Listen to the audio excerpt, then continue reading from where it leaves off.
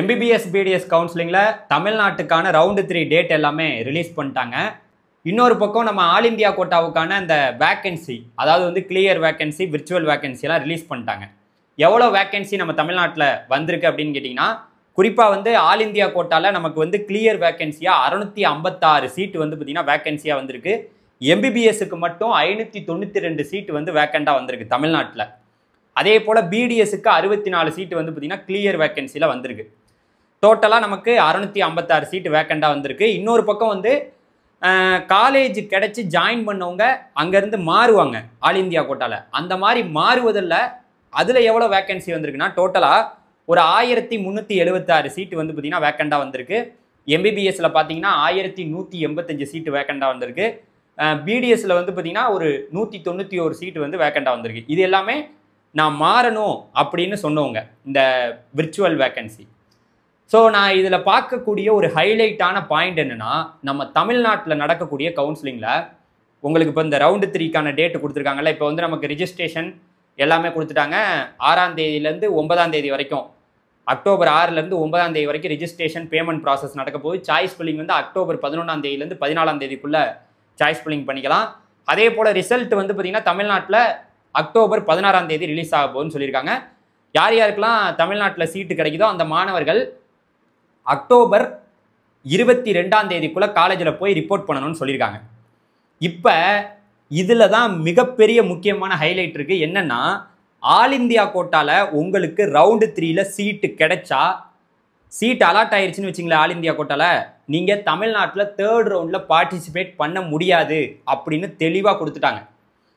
So அதனால் all India கோட்டாவில் choice filling யார் யாரெல்லாம் பண்ணியிருக்கீங்களோ, ரவுண்டு 3ல் MCCயில் பண்ணியிருக்கீங்களோ, அங்கே சீட் அலாட் ஆச்சு, இங்கே நீங்கள் கலந்துக்கவே முடியாது. ஸோ அதனால் தயவு செய்து ஆல் இந்தியா கோட்டாவில் யார் யாரெல்லாம் சாய்ஸஸ் வந்து இப்போ நம்ம இவ்வளோ வேக்கன்சி வந்து வந்திருக்கோங்கிறோம், அந்த வேக்கன்சிலாம் பார்த்து சாய்ஸில் வைக்கிறவங்க கொஞ்சம் எது எதெல்லாம் நமக்கு வேணுமோ அதை மட்டும் வைங்க. இல்லை சார் நான் ஆல் இந்தியா கோட்டாலேயே கலந்துக்கலை, உங்களுக்கு எந்த பிரச்சனையும் இல்லை. ஆல் இந்தியா கோட்டாவில் கலந்துக்கிறவங்களுக்கு பிரச்சனைகள் 3rd ரவுண்டில் இருக்குது. சீட் அலாட் ஆயிடுச்சு, நீங்கள் தமிழ்நாட்டுக்கு மறுபடியும் வர முடியாது அப்படின்னு தெளிவாக போட்டிருக்காங்கப்பா, பார்த்துக்குங்க. சரி, இப்போ நம்ம வந்து அந்த வேக்கன்சிலாம் தெளிவாக பார்த்துடலாமா? இப்போ நான் உங்களுக்கு அதுக்கு வந்து கரெக்டாக அந்த விர்ச்சுவல் வேக்கன்சி, கிளியர் வேக்கன்சி ரெண்டோட PDF-ம் கீழே டிஸ்கிரிப்ஷனில் கொடுத்துருக்கேன், நீங்கள் போய் பாருங்கள். இப்போ நான் உங்களுக்கு நம்ம தமிழ்நாட்டில் உள்ளதை மட்டும் செப்ரேட்டாக வந்து எடுத்து உங்களுக்கு சொல்கிறேன். இப்போ நீங்கள் பார்க்குறீங்க நம்மளுடைய எய்ம்ஸ் மதுரையில் கிளியர் வேக்கன்சி, இது வரைக்கும் யாருமே ஜாயின் பண்ணாத சீட்டாக கிட்டத்தட்ட ஒரு டோட்டலாக 19 சீட்டு வந்து பார்த்திங்கன்னா MBBSக்கு வேக்கண்டாக இருக்குது. அதே போல் நமக்கு வந்து கவர்மெண்ட் காலேஜில் MBBS சீட்டு டோட்டலாக வந்து ஒரு 183 சீட்டு. இங்கே பாருங்கள், செங்கல்பட்டு காலேஜு, அதுக்கப்புறம் கோயம்புத்தூர் காலேஜு, அதுக்கப்புறம் ESI KK நகர், அதுக்கப்புறம் நமக்கு வந்து பார்த்திங்கன்னா கவர்மெண்ட் காலேஜு நம்மளுடைய கோயம்புத்தூர், எல்லாமே லைனாக இருக்குது. இதில் இந்த வேக்கன்சியோடைய நம்மளுடைய தமிழ்நாட்டுக்கு மட்டும் செப்பரேட்டாக நான் எடுத்து போட்டிருக்கேன். டோட்டலாக நமக்கு MBBS அதாவது கவர்மெண்ட் காலேஜில் மட்டும் 183 சீட்டு வேக்கண்டாக இருக்குங்க. இதெல்லாம் நீங்கள் தக்க வச்சுக்கணும். ஆல் இந்தியா கோட்டாவில் கலந்துக்க போகிற மாணவர்களுக்கு இங்கே நான் சொல்லக்கூடிய செய்தி இதுதான். சரி சார், MBBSக்கு சொல்கிறீங்க, இவ்வளோ சீட்டு காமிக்கிறீங்க, இந்த சீட்டு எல்லாமே நம்ம கலந்துக்கிட்டு எடுத்துக்கிறோம் அப்படின்னா தாராளமாக உங்களுக்கு கிடைச்சிச்சுன்னா சந்தோஷம் தானே. நமக்கு நிறைய சீட்டு வேக்கண்டாக வந்திருக்கு. சேம் டைம் MBBS இப்போ நம்ம பார்க்குறோம். MBBSக்கு அடுத்து BDSக்கு வந்து பார்த்திங்கன்னா நமக்கு கவர்மெண்ட் காலேஜில் மட்டும் டோட்டலாக எவ்வளோ சீட்டு வேக்கண்டாக வந்திருக்குன்னா, இங்கே பாருங்கள், BDSக்கு டோட்டலாக வந்து 35 சீட்டு வந்து பார்த்திங்கன்னா கிளியராக இது வரைக்கும் யாருமே காலேஜில் ஜாயின் பண்ணாமல் ஆல் இந்தியா கோட்டாவில் கிட்டத்தட்ட 35 சீட்டு நம்மளுடைய, அதாவது வந்து பார்த்திங்கன்னா புதுக்கோட்டையில் இருக்கக்கூடிய டெண்டல் காலேஜு, அதுக்கப்புறம் கடலூரில் இருக்கக்கூடிய டெண்டல் காலேஜு பார்க்குறீங்க, இதெல்லாம் வந்து வேக்கண்டாக வந்திருக்குங்க. அதுக்கப்புறம் நம்மளுடைய சென்னையில் இருக்கக்கூடிய டெண்டல் காலேஜ், இதில் எல்லாத்தையும் வேக்கண்டாக வந்து பார்த்திங்கன்னா BDSக்கு 35 சீட்டு வந்து பார்த்திங்கன்னா ஆல் இந்தியா கோட்டாவில் வேக்கண்டாக வந்திருக்கு. அதே சேம் டைம் அதுக்கப்புறம் ESI கோட்டாவில் வந்து பார்த்திங்கன்னா நமக்கு 2 சீட்டு MBBSக்கு வேக்கண்டாக வந்திருக்கு. அதையும் நீங்கள் பார்க்குறீங்க. அப்புறம் டீம்டு யூனிவர்சிட்டி, நிறைய பேர் நம்ம தமிழ்நாட்டில் ரொம்ப லோ லெவல் மார்க்கில் உள்ளவங்க எல்லாருமே டீம்டு யூனிவர்சிட்டியாக எடுக்கலான்ட்டு வந்திருப்பீங்க. உங்களுக்கு பாருங்கள், கிட்டத்தட்ட வந்து பார்த்திங்கன்னா உங்களுக்கு டீம்டில் MBBS சீட்டு மட்டும் 308 சீட்டு வேக்கண்டாக இருக்குங்க. 308 சீட்டு வேக்கண்டாக இருக்குது. கிடச்சிச்சின்னா கண்டிப்பாக ஜாயின் பண்ணணும். அங்கேருந்து இங்கே நீங்கள் தமிழ்நாட்டுக்கும் வர முடியாது. நிறைய சிக்கல்கள் இருக்குது, கொஞ்சம் பார்த்து நீங்கள் வந்து சாய்ஸஸை வைக்கணும். நிறைய மாணவர்கள் வந்து சீட்டு கிடைச்சி ஜாயின் பண்ணாமல் போனீங்கன்னா இங்கே 2 லட்சம் ரூபா அபராதம். அது மட்டும் இல்லாமல் இங்கே வந்து தமிழ்நாட்டுக்கும் வர முடியாது. சில சிக்கல்களை நீங்கள் சந்திக்க போகிறீங்க. சீட்டு வேணும்னு நினைக்கிறவங்க டீம்டெல்லாம் நீங்கள் வந்து சாய்ஸில் வைக்கலாம்.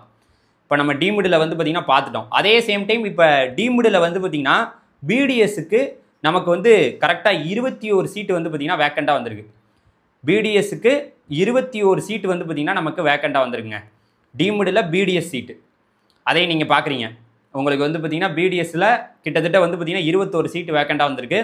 அடுத்து என்ஆர்ஐயில் வந்து பார்த்திங்கன்னா எம்பிபிஎஸ்க்கு 80 சீட்டு பார்க்குறீங்க. நீங்கள் எம்பிபிஎஸ்க்கு என்ஆர்ஐயில் மட்டுமே அதாவது 80 சீட்டு வந்து பார்த்திங்கன்னா வேக்கண்ட்டாக வந்திருக்கு. என்ஆர்ஐயில் பிடிஎஸ்க்கு 8 சீட்டு வேக்கண்ட்டாக வந்திருக்கு. ஸோ இப்போ நம்ம எல்லாத்தையும் பார்த்துட்டோங்க. இது வந்து இப்போ நான் சொன்னது எல்லாமே கிளியர் வேக்கன்சி, யாருமே காலேஜில் போய் ஜாயின் பண்ணாத சீட்டு. அப்படியே இன்னொரு பிடிஎஃப்பை பார்க்க போகிறோம். அந்த பிடிஎஃப்பில் நான் தமிழ்நாட்டுக்குன்னு தனியாக அவங்களுக்கு ரெடி பண்ணி வச்சுருந்தேன். இது வந்து விர்ச்சுவல் வேக்கன்சி. விர்ச்சுவல் வேக்கன்சினா என்னென்னா, காலேஜ் போய் ஜாயின் பண்ணிவிட்டு இப்போவும் நான் வந்து வேறு காலேஜ் மாறுறேன் அப்படின்னு சொன்னவங்களுடைய அந்த வேக்கன்சி. அதில் பார்க்கும்போது நீங்கள் பார்த்துக்குங்க, தெளிவாக வந்து கொடுத்துருக்கேன். அதில் பார்க்கும்போது கிட்டத்தட்ட நமக்கு இதிலையே டோட்டலாக வந்து 1185 சீட்டு வந்து எம்பிபிஎஸ்க்கு வேக்கண்டாக இருந்துச்சு. அப்படி பார்க்கணும்னா எய்ம்ஸில் வந்து பார்த்திங்கன்னா உங்களுக்கு ஒரு 20 சீட்டு வேக்கண்டாக வந்து பார்த்திங்கன்னா எம்பிபிஎஸ் சீட்டு வேக்கண்டாக வந்திருக்கு. அதே போல் அடுத்து வந்து பார்த்திங்கன்னா நமக்கு கவர்மெண்ட் காலேஜில் வந்து பார்த்திங்கன்னா டோட்டலாக ஒரு 503 சீட்டு வந்து பார்த்திங்கன்னா வேக்கண்டாக வந்திருக்கு எம்பிபிஎஸ் சீட்டு. அப்பா பல பேர் வந்து ஆல் இந்தியா கோட்டாவில் சீட்டு கிடைச்சவங்களே நான் வந்து மாறிக்கிறேன் அப்படின்னு நிறைய பேர் சொல்லியிருக்காங்க. அதனால தான் இங்கே வேக்கன்சியாக வந்து பார்த்திங்கன்னா போட்டிருக்காங்க. எவ்வளோ 503 சீட்டு எம்பிபிஎஸ்சில் நான் காலேஜ் மாறுறேன் அப்படின்னு சொன்னவங்களுடைய வேக்கன்சி இவ்வளோ பேருக்கு வந்திருக்கு. ஸோ இந்த பிடிஎஃப்பும் நம்ம பார்க்குறோம். பெருமளவில் இந்த வேக்கன்சிங்கிறது நம்ம இதில் நம்பிக்கை இருக்காது. கிளியர் வேக்கன்சி தான் என்னையை பொறுத்த வரைக்கும் நான் நம்ப சொல்கிறேன்.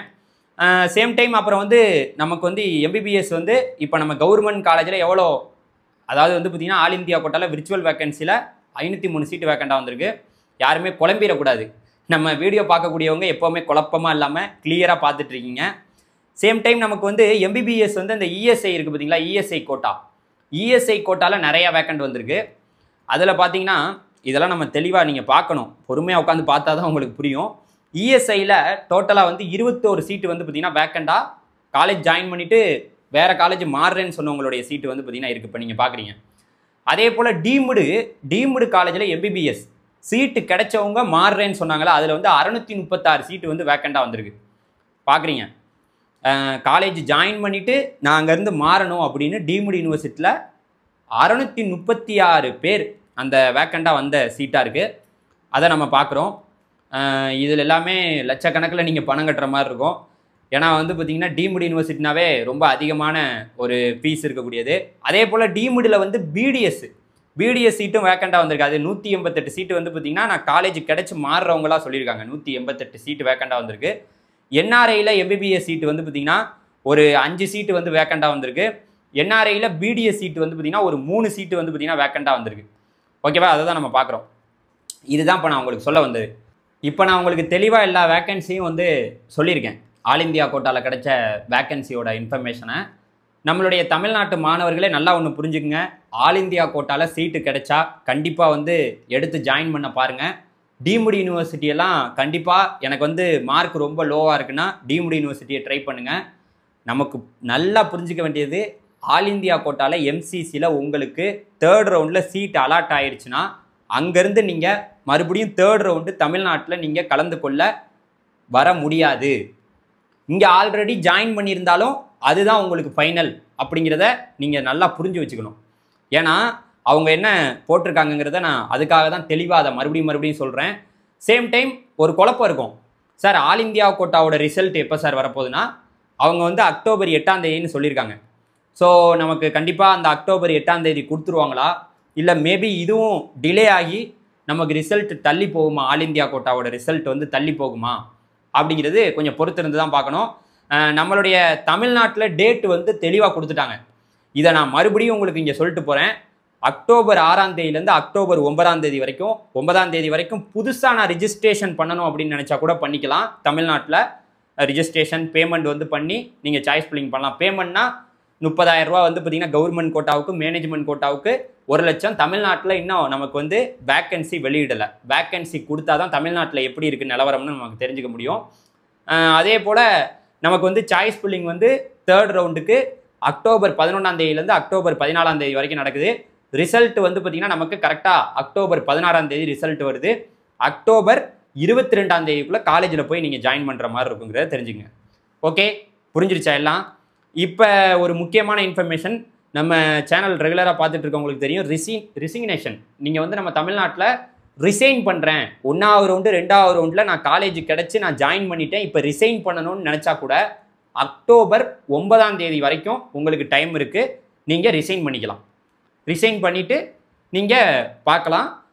ஸோ இந்த மாதிரி நிறையா ஆல் இந்தியா கோட்டாவோட இன்ஃபர்மேஷன், தமிழ்நாட்டோட இன்ஃபர்மேஷன், இந்த மாதிரி நிறைய இன்ஃபர்மேஷனை நம்ம சேனலில் MBBS BDSக்கு கொடுத்துட்ருக்கோம். உங்களுக்கு இன்னும் குழப்பம் நிறையா இருக்குது சார், இன்னும் எங்களுக்கு குழம்புது சார் அப்படின்னா இந்த நம்பருக்கு நீங்கள் காண்டாக்ட் பண்ணுங்கள். உங்களுக்கு ஹெல்ப் பண்ணுறதுக்கு நான் ரெடி. தேங்க்யூ, பாய்.